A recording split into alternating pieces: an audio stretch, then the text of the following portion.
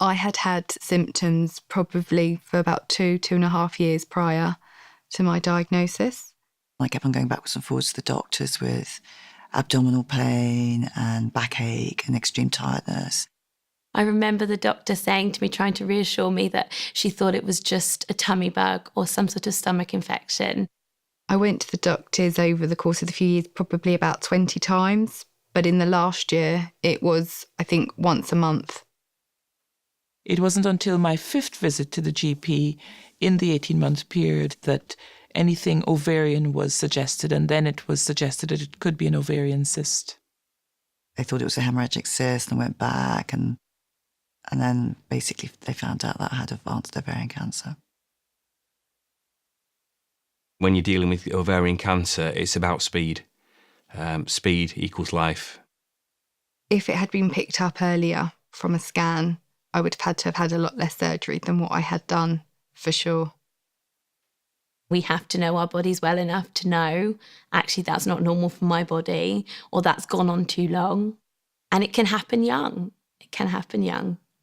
I'm proof that it can happen young. My mum was diagnosed with ovarian cancer when I was in the second year of university.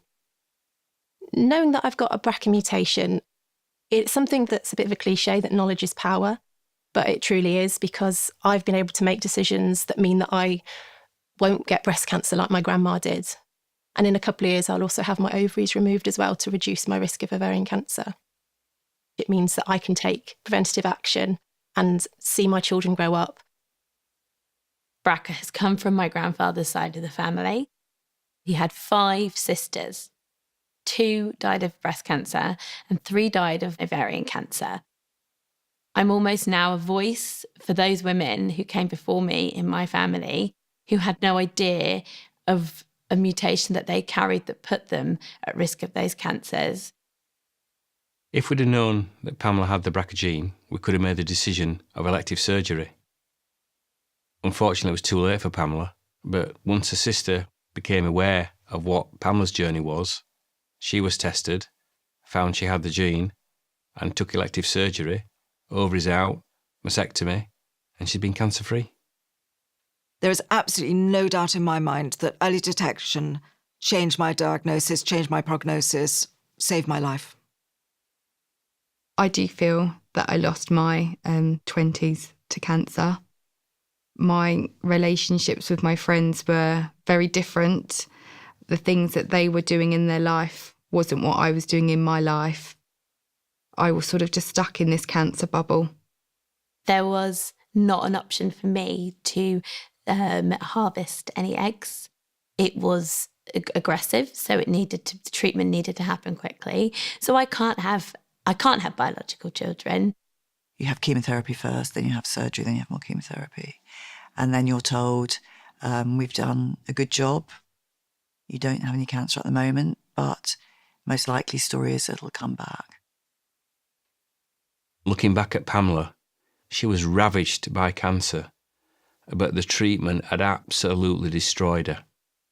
I found the whole treatment for ovarian cancer extremely arduous and devastating, both physically and emotionally.